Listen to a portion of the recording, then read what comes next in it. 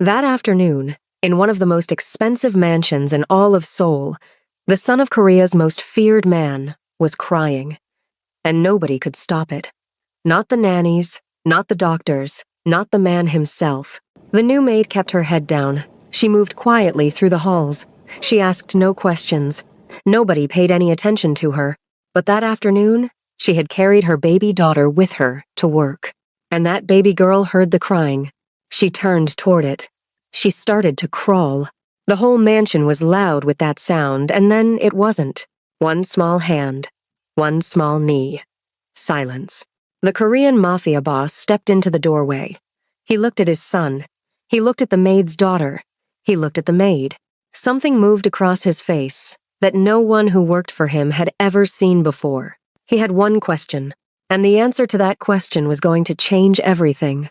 Before we go any further, if this is your first time on this channel, welcome to Afro-Korean Noir Stories. Hit that subscribe button right now and turn on your bell notification. We drop a brand new story every single week and you do not want to miss a single one. Now, let's get into it. The address on the offer letter was in a clean part of the city. Ella Osei arrived at that address on a Tuesday morning, suitcase in hand, dream intact, heart full of 2 years of saved money and hard work, and a kind of stubborn hope that nobody had been able to take from her yet. She pushed open the door and walked into an empty room, peeling paint on the walls, a single light blinking at the ceiling. No desk, no chairs, no receptionist with a professional smile, no orientation, no company, nothing. They had taken her passport at the airport. Standard procedure, they said. She'd get it back at orientation. She had nodded and handed it over because the website looked legitimate, the contract had all the right language, and the agency back in Accra had framed certificates on their walls. Now she was standing in an empty office in Seoul with $80 in her wallet, no documentation, and nobody who knew her name. Here is what Ella Osei did not do. She did not sit on the floor of that empty room and give up. She pressed her hand flat against the peeling wall, felt the cold under her palm, and said one thing to herself out loud. "You are not going to die here. Move." She moved. She found a shelter for 2 nights, then a community center run by a pastor named Elder Emmanuel, who gave her a cot in exchange for cooking and cleaning on weekends.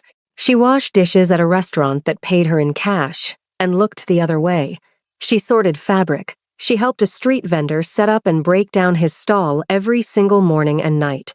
It was not a life, but it kept her breathing. And breathing was all she needed right now. She tried the embassy. She tried every official channel she could find, but every system she knocked on asked for papers she didn't have. Every office needed forms to give her more forms. The walls kept coming. She had been surviving on thin air for 3 months when she saw the poster. Clean white background, blue text, a small lotus flower in the corner, a surrogacy clinic looking for healthy women between 22 and 35, full medical coverage during the process, generous financial compensation, complete discretion. She walked away from it. She came back the next day. She walked away again. On the 3rd day, she walked through the door. The clinic screened her, approved her, and explained the arrangement. She would carry the child of an anonymous donor. She would never know who he was. He would never know who she was. The baby, when born, would be transferred to the donor's care. The money would be enough to recover her documentation, enough to fly home, enough for 3 months after. She sat in that counselor's chair and thought about her mother back in Accra. She thought about what this meant. She asked herself every hard question she needed to ask. Then she signed the papers. She told herself it was strategy, not surrender. A woman who walks through the only open door is not giving up. She is being brave in a way that most people will never understand. What she did not know, what she could not have known, was that the man on the other side of that anonymity agreement was Kim Tae-ho, and that signing those papers was not the end of her story in Seoul. It was the beginning of a much more dangerous one. Kim Tae-ho did not walk into rooms. He arrived in them. There was a difference, and everyone who had ever been in the same space as him understood it immediately. He was lean, controlled, precise, the kind of man who had never in his adult life done anything by accident. He ran his empire from a glass office in Gangnam. Shipping companies, security contractors, hospitality groups, and below all of that, the kind of work that required men who didn't blink and didn't ask questions. He had loved his wife, deeply, completely, in the private way of someone who keeps their most valuable things hidden. Park Ji-yeon had died 18 months ago. She had collapsed at 4 a.m, and by the time the ambulance arrived, there was nothing to be done. He buried her on a gray Thursday. He went back to work on Friday. Not because he didn't feel it. He felt it every single day. But he had a problem that grief could not fix. The family council had a charter. Old and unbending. A seat on the council required an heir, not a promise of one, not a plan, but a child, acknowledged and documented. Within 2 years of his wife's death, the clock was already running. 2 of the 4 family heads were watching him with patient, careful eyes, waiting. Kim Tae-ho did not wait for problems to solve themselves. He contacted an intermediary. He visited a clinic. He signed anonymity documents and returned to his office the same afternoon. He did not think too much about what he had set in motion. Thinking too much about it would mean feeling too much about it. And he had long since learned the cost of that. He told himself. A child would arrive. The council's clock would stop. Business would continue. He was right about all of it. He was wrong about everything else. The delivery room was cold, and the ceiling had a water stain in the upper right corner that Ella had memorized over 6 hours of labor. 9 months. 9 months of carrying these children alone in a country that didn't know her name. She had talked to them every night about Ghana, about her mother, about the things she hoped for. She had learned to read their movements the way you learn someone's language when it's the only way to reach them. She had known about the second heartbeat since 20 weeks. The clinic had never fully updated the donor's paperwork. The administrative gap was small, a clerical detail. It would have been easy to miss. It would change everything.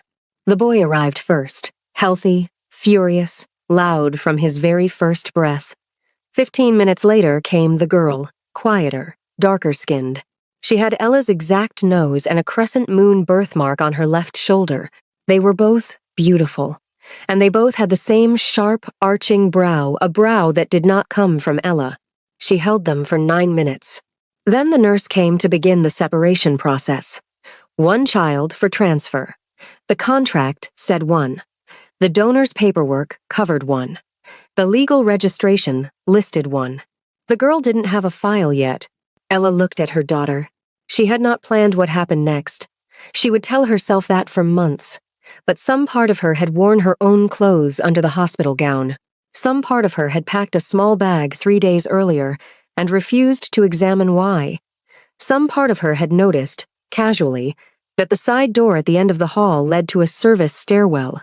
She wrapped her daughter against her chest the way her grandmother had taught her. Tight, warm, close to the heartbeat. She walked out of the side door. 20 minutes later, when the nurses came back, one of the babies was gone. And Ella Ose was moving through the streets of Seoul with a newborn daughter pressed to her heartbeat, whispering the same thing over and over. I've got you. I'm not letting go. She named her Amara. It means grace. It means eternal. It means chosen. The boy, the one she left, was transferred to his father's representatives that same afternoon. Healthy, loud, already certain about everything. His father named him Seojun. It meant clear, moving forward. But for 8 months, Seojun Kim did not move forward. He screamed.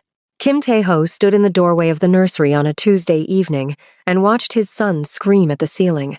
3 nannies had come and gone. Every pediatric specialist in the city had been consulted. Every formula had been changed. Every schedule adjusted. Every possible explanation had been eliminated one by one. The boy was healthy. Nothing was wrong with him medically. He just cried. Like something was missing. Like he was looking for something nobody could find.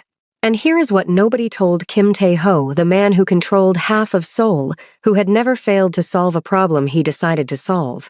Nobody told him that some things cannot be bought, negotiated, or strategized. Some things are in the blood. Some things are in the bone.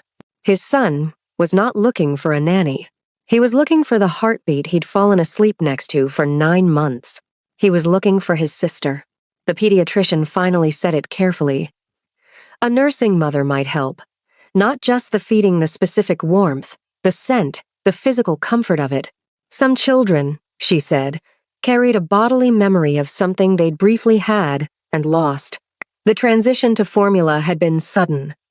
A nursing mother, placed in the household, might settle him. Taeho gave the instruction to his household manager the same afternoon. Find one, background checked, discreet, someone his people could trust inside his home. His people looked. 3 days later, they found Ella. She hadn't planned to still be in Seoul, but Amara was growing faster than the money was coming in. Elder Emmanuel had helped her restart the documentation process, a long, difficult road that had finally produced a valid work permit. She had a small room in a shared apartment. She cleaned offices in the mornings. She took in ironing in the afternoons. She wore Amara on her back while she worked, the way her grandmother had worn children, and she built their small life one piece at a time. The staffing network listing stopped her mid-scroll. Live-in position. Nursing mother and domestic staff. A household in Hanam-dong, one of the wealthiest neighborhoods in Seoul. The compensation was triple what she was currently earning across both jobs. Her daughter could live with her on site, medical benefits included. She accepted the same day. She used her middle name on the contract, the way she always did for professional work in Korea, Grace Osei. The household manager who screened her was a precise woman named Director O who checked everything and communicated nothing. Ella passed every check. She was given a move-in date. She did not learn who she worked for until her second morning in the mansion. She was in the nursery, arranging the feeding schedule, when she looked up and saw a name framed above the service entrance. Kim Tae-ho. She stood in front of that name and did not move for a long time. She knew that name. You didn't live in certain Seoul neighborhoods without hearing it spoken carefully, at low volume, the way people talk about weather systems that flatten things. Considerable influence, considerable reach. A man you did not cross. She had no reason to connect him to anything in her past. The surrogacy had been sealed. Her name on this contract was Grace. There was no thread. She pressed her hands flat on the changing table. She breathed. She was here. She would do her job. She would save enough. She would go home. But her hands were not steady on that table. And they should have been her first warning. The crying started again on a Wednesday morning. Seo-jun had been brought down to the east sitting room for morning light when his nanny was called away by Director O for a scheduling matter that ran long. He was in his baby bouncer, safe, secure, and screaming with everything he had. The sound filled the marble hallway and bounced off the high ceilings and reached every corner of that enormous house. Ella was crossing the hall with a stack of folded linens when she heard it. She stopped. Amara was strapped to her chest in the soft cloth carrier, the way she always was during work hours. At 8 months old, Amara watched the world from that carrier with wide, calm eyes that missed nothing. She heard the crying. Her head turned toward it. Something moved across her small face. Not recognition exactly, something older and quieter than recognition. Something that lived in the blood before the mind knows what to do with it. She reached out one hand toward the sound. Ella looked at her daughter. She looked at the open doorway of the sitting room. She set the linens down slowly. She unstrapped Amara from the carrier and placed her gently on the soft rug. Amara crawled. She moved across that rug with total, focused certainty, like she already knew where she was going and why. She reached the boy in the bouncer. She lifted her small hand and placed it flat against his knee. The crying stopped. Not gradually, like a switch. 1 second of noise, and then complete, perfect silence. Seo-jun looked down at the small brown hand on his knee. He looked up at the small brown face looking back at him. His brow furrowed that sharp, arching brow, and then it smoothed. He made a sound that was not crying at all, something warmer, something curious and low, like a hello. Ella was standing with her hand pressed over her mouth. Her eyes were burning, because she was looking at these two babies looking at each other, and she was seeing the same brow on both of their faces. The same arching line, the same angle, the same signature. She had been telling herself for weeks, that it was nothing, that she was imagining it, that she was afraid of things that weren't there. She was not imagining it. She didn't hear the footsteps behind her until they stopped. She turned around. Kim Tae-ho was standing in the doorway. Dark suit, perfectly still, eyes moving between the two babies with the focused, methodical attention of a man who was not watching out of curiosity. He was calculating. "Who is this child?" he said quietly. "My daughter." Ella kept her voice level. "Her name is Amara." "I'm sorry she heard the crying, and I—" "How old?" 8 months. Something moved through his eyes, gone before she could read it. He looked at Amara for a long time. He looked at Seo-jun. He looked back at Ella. "You're the new nursing mother," he said. "Yes." He walked past her to his son. He crouched down and touched the boy's face once with the back of his hand, a gesture so compressed and private that Ella felt she had seen something she was never supposed to see. Then he stood, straightened his jacket, and left the room. Ella waited until his footsteps had completely disappeared down the hall. Then she sank slowly to the floor beside the two babies. She sat with her knees to her chest and both hands in her lap and her eyes on these two children who had found each other, without anyone arranging it, without anyone knowing, without anyone understanding why. She understood why, and that was the most terrifying thing in the world. He gave the order that evening. Min Seok, a former intelligence analyst who handled sensitive matters without developing opinions about them, was given a single task: obtain a DNA sample from the nursing mother and her child. Compare both profiles against Seo-jun's. Private laboratory, highest discretion. Results to his personal terminal, only. Min Seok asked no questions. Obtaining the samples was simple. A cup from the kitchen.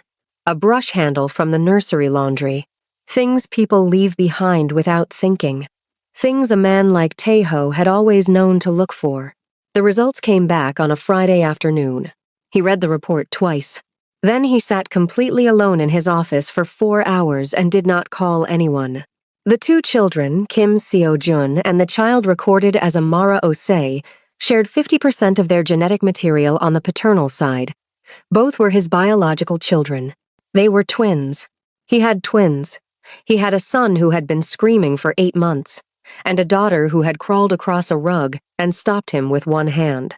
She had been living in a shared apartment in Mappo. She had been carried through the streets of Seoul strapped to a young woman's chest. She had come into his home through a staffing network and crawled into his sitting room, and he had been one hallway away. He did not call the clinic. Not yet. He called his lawyer. And then he did something that surprised even himself. He did not storm the kitchen. He did not summon the maid immediately. He did not make the fast, furious move that his reputation would have predicted. He waited. He prepared himself for a conversation that required something different from power. He was not sure he knew how to have it, but he was going to try. He found her in the kitchen on a Saturday morning. She was alone. The babies were in the nursery. The morning light came through the wide window above the sink and caught the steam rising from a pot on the stove. The kitchen smelled of ginger and something warm. She was moving efficiently between the counter and the stove, her locks pinned up, still in her work headscarf. She didn't hear him come in. He sat down at the kitchen table. She turned and saw him. She went very still. He placed a folder on the center of the table. She looked at it. She did not open it. "Please," he said. She opened the folder. She read the first page. The paper made a small sound as she set it down, and after that the kitchen was completely quiet, except for the pot on the stove and the sound of a bird somewhere outside the window. "Tell me what happened," he said. "Not to threaten you, not to punish you. I need to understand." She looked at him. "You already know." "I know the result," he said. "I don't know the reason." She placed her hands flat on the table. She was quiet for a moment, gathering herself, not hiding. Then she told him everything. She told him about the job posting and the empty office. She told him about the shelter and the back room and the $80 she had left when the walls of Seoul closed around her. She told him about the poster with the lotus flower on the lamppost and walking away from it twice and coming back on the third day because it was the only door that was open. She told him about 9 months of carrying his children alone in a country that didn't know her name and talking to them every night because there was no one else to talk to. She told him about the delivery room, the 2 heartbeats, the 9 minutes she held them, the gap in the paperwork that nobody had told her about, the girl who didn't have a file yet. And she told him about the choice. Not the thought-out kind, not the planned kind. The kind that happens in 30 seconds and cannot be undone, and you spend every day after wondering if you were brave or just desperate. And most days you can't tell the difference. I took her because I loved her before she was born, Ella said. Her voice was steady. I knew it was wrong. I knew it then, and I know it now. But I was alone, and I was afraid, and she was right there, and I could not leave her. She paused. I am not asking you to forgive that. I am just telling you the truth. The pot on the stove murmured. The bird outside called twice and stopped. The morning light moved slowly across the floor. Tejo was quiet for a long time. When you arrived here, he said, when you saw my name, why didn't you leave? I asked myself that every day, she said honestly. The only answer I had was that she had already found him. I had already watched your son stop crying for the first time in his life. She looked at him. I think I stayed because she needed to be near him, and because I didn't know what leaving would do to either of them. Another silence. Longer this time. He has slept 4 nights in a row, Tejo said slowly. Since she came into the room, 4 nights. In 8 months, he has never slept without crying. He looked at his hands on the table. He was looking for something no one could find, and she crawled across a rug and found it in 30 seconds. Ella closed her eyes briefly. They knew each other before they knew anything else, she said quietly. He stood. He buttoned his jacket. He was almost at the door when he stopped without turning around. She has a birthmark, he said, a crescent, on her left shoulder. Yes, Ella said. My mother had one in the same place. A pause. I noticed it the first day. He left. Ella sat at that kitchen table for a long time, both hands flat on the surface, listening to the bird outside the window start up again. He had noticed on the first day. He had noticed, and he had waited, and he had ordered the test and received the results, and then he had sat down across from her and asked her to tell him the reason. Not what she'd done. Why she'd done it. She had been prepared for anger. She had been prepared for the kind of power this man could direct at a person like her. She had not been prepared for that. She was not sure what to do with it. The weeks that followed were strange. The legal process began lawyers, documentation. The clinic confronted with the gap in their records. Tejo handled all of it with the same controlled efficiency he brought to everything. The household continued. Life continued. But the temperature of the house had changed. Seojun grew. He grew from an inconsolable, furious baby into a curious, determined toddler who pulled himself to standing and tottered toward things he wanted with complete certainty about his direction. What he wanted, more than anything else, was to be wherever Amara was. He tracked her across rooms with the precision of a compass finding north. When she moved, he moved. When she laughed, he made the sound he made only for her, a low, delighted sound, like he had been waiting all day to hear that exact thing. When he cried, which became less and less frequent, she would find whatever part of him she could reach and put her hand on it, and he would stop. Ella watched it every day. She also watched Tejo. He started appearing in the kitchen in the evenings. Not every evening, but more evenings than were necessary for the household. He would pour tea and sit at the table and read something on his phone, and they would not always talk. Sometimes they talked, short exchanges at first, the children's schedules, medical appointments, the things that gave them both a reason to be in the same room. But the things they didn't say filled more space than the things they did. She noticed how he was with Seojun, the way he crouched to the boy's level and touched his face with the back of his hand, that same compressed, private tenderness. She noticed how he watched Amara from across the room with a look that contained something he was still learning how to name. He noticed everything about her. She understood that now. He was a man who watched things. It was survival and profession and habit all at once. He noticed the way she moved through difficulty, the way she solved problems before they arrived. The way she argued with him when he was wrong, and he was wrong sometimes. More than he admitted without raising her voice or backing down. She didn't perform deference. She wasn't afraid of him. He found this, she could tell, completely disorienting. And then one morning, Seo-jun changed everything. It was 10 months to the day since Seo-jun had arrived at the mansion. Ella was feeding him breakfast, sitting across the low table from him, humming a twi melody under her breath, something her mother used to sing, about rivers and patience. He was watching her the way he always watched her now, serious. Still, like he was waiting for exactly the right moment. He said it clearly, deliberately. One word, Mama. Ella went completely still. She looked across the room. Taeho was standing in the doorway. She hadn't heard him come in. He had heard it. His face was doing something complicated, something that moved through several expressions and then settled into something she had no name for. He looked at his son. He looked at Ella. He gave one slow nod. He walked away. Ella looked back down at the boy who had just handed her a name she hadn't asked for and had no intention of giving back. Okay, she whispered. Okay then. She didn't cry. But it was close. The council meeting notice arrived on a Thursday. Taeho read it at his desk in Gangnam, with the particular stillness he reserved for things he'd already anticipated. Park Dae-won, the sharpest of the men who had been waiting for him to fail, had found the clinic's records. Not everything, but enough. The delivery log anomaly, a discrepancy in the transfer documentation. In the language of the family charter, a legitimacy question about an heir was grounds for delaying council confirmation. That was what it said on paper. What it meant in practice was, we have found your weak point, and we are pressing it. Taeho told his lawyer to prepare a full response, 30 days. He drove home in silence. He went to the kitchen.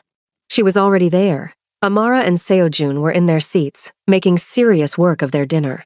The kitchen smelled of whatever she'd been cooking, a spiced warmth that had gradually, over these months, stopped being the maid's cooking and started being just the smell of home. She looked at him when he came in and read his face in 2 seconds the way she always did now. Sit down, she said. I'll feed you first. He sat. She put a plate in front of him without asking what he wanted. It was the best thing he'd eaten in weeks, which was saying something. He told her about the council, all of it. Not because he owed her the information, because she was the mother of his children, and she deserved to know what was circling them. She listened without moving. What do you need from me? She said, when he finished. I need you to trust me. She was quiet for a moment. You've never threatened me, she said. Not once, even when you had every reason. She looked at him. I trust you with the children. You have that. I'm asking for more than that, he said. I know. She looked down at the table. The rest is still growing. The silence between them was different from the silences in the first weeks. It had texture now, weight. The kind of quiet that is not empty, but full. Amara picked up a fistful of food and threw it at her brother. Seo-jun looked at his sister with profound, personal betrayal. Ella pressed her lips together hard. Her shoulders moved. Taeho looked at his son's face. He looked at his daughter's complete absence of remorse. And the corner of his mouth moved just once. Just slightly, in a way that nobody who worked for him had ever seen, because he had never been a man who showed things like that in front of anyone. He reached for his fork. Tell me the direction, he said quietly. She looked up. North? She said. He looked at her for a long moment. Something settled in his face. Not a smile, something more serious than a smile. Something more valuable. Like a man who has been holding himself very carefully for a very long time, and has just, for the first time, been given permission to put the weight down. The council meeting, 31 days later, was the kind of gathering where every suit in the room costs more than most people's rent, and nobody says directly what they mean. Taeho arrived with his legal team and 4 hours of documentation. He disclosed everything, the clinic's records, including the delivery log gap, the full genetic profiles of both children, the circumstances of the arrangement, the identity of the surrogate with her written consent, and the co-parenting framework being established. And then he placed one final document in front of every member of the council. The formal recognition of Amara Kim as his biological daughter and co-heir alongside Seo Jun. He had 2 heirs. Documented, genetically confirmed, registered. Park Dae-won's expression went through something complicated.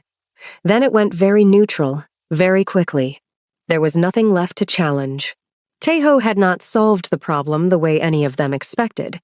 He had not hidden the complication, or managed it, or negotiated around it. He had taken the full truth of what had happened and put his name on every part of it. He had looked at the most dangerous information his enemies had found and said, yes. And here is the rest of it. The meeting ended. He drove home. He told Ella what he had done. She sat very still across the kitchen table. You recognized her, she said. She's my daughter, he said. She was always my daughter. I made the paperwork honest. Ella looked at her hands. And me? She said quietly. Not accusing, asking. The paperwork protects you too, he said. That was deliberate. He paused. There is something else. Something that isn't legal arrangements. He stopped. He was choosing his words with the care of a man who does not spend them carelessly. I would like to build something, not quickly, not without difficulty, but something real. He looked at her. I am not a man who says things I don't mean. Ella was quiet for a long time. My mother is in Ghana, she said finally.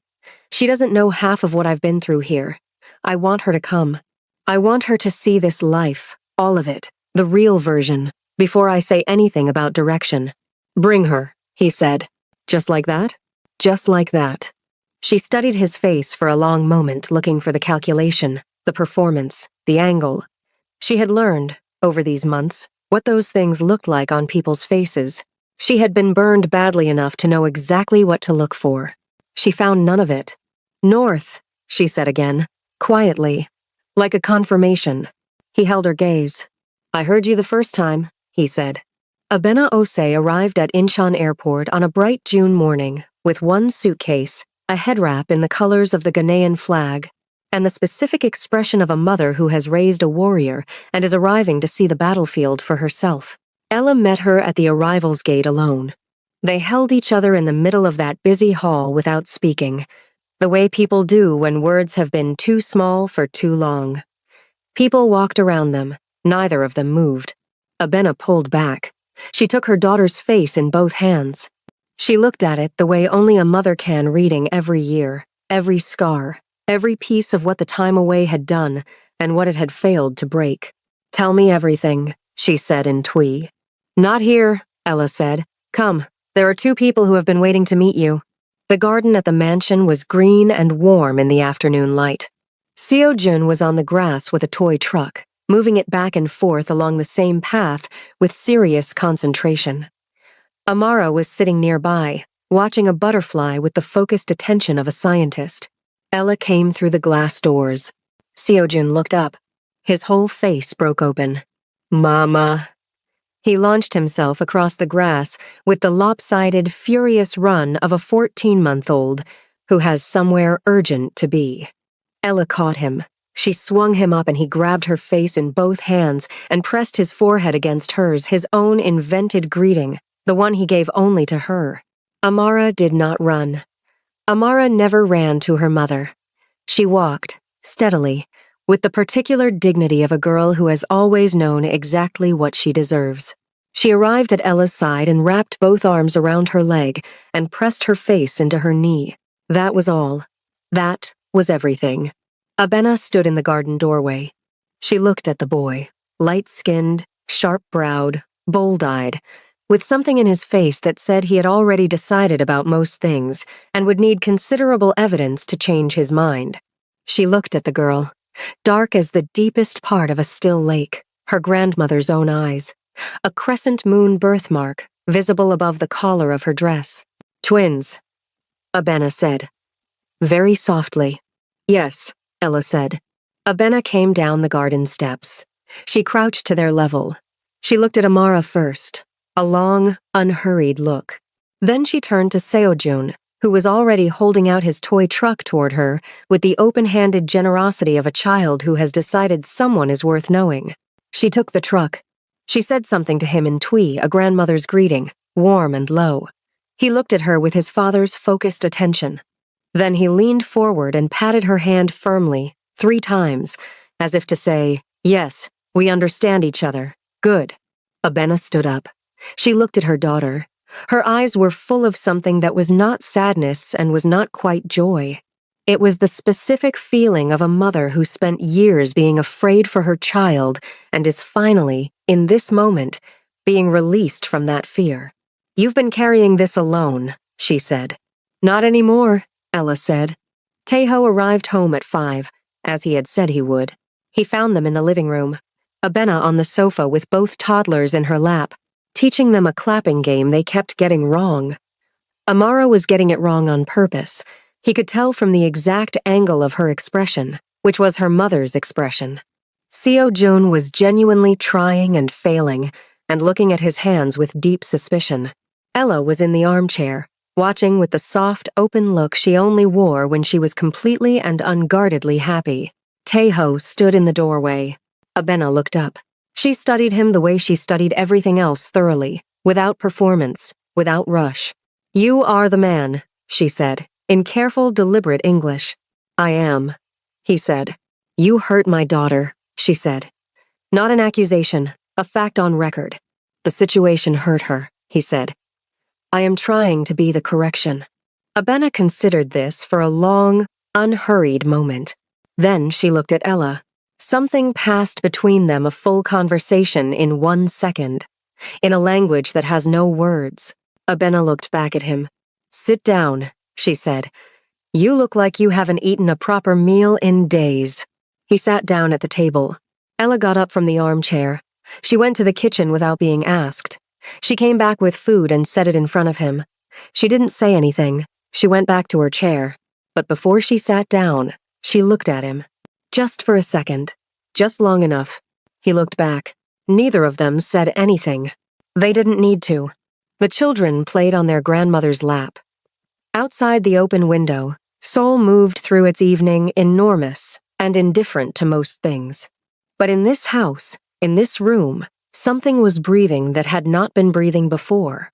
Something that had arrived without announcement and was taking up space without asking permission. Abena watched her grandchildren. She watched her daughter. She watched the man across the table who was eating what Ella had made, and was very carefully not looking at her daughter again, but was very aware of exactly where she was. She said nothing about any of it. But when she picked up her tea, she was smiling. Later, after the children were asleep, and Abena had retired, and the house had gone quiet, Ella stood at the kitchen window. The city lights spread out below. Seoul at night, gold and blue and relentless. The city that had swallowed her whole and then, somehow, given her back to herself in a shape she hadn't expected. She heard him come in. She didn't turn around. He stood beside her at the window, close enough that she could hear him breathing, not touching. They looked at the city together for a long time. "You're still here," he said finally. "I'm still here," she said. He turned to look at her. She turned to look at him. This close, she could see the things his face did when nobody powerful was watching, the softness underneath the stillness, the tiredness underneath the control. He reached up and tucked a loose lock gently back behind her ear. His hand dropped. He stepped back. "Good night, Ella," he said. "Good night," she said. He left. She turned back to the window.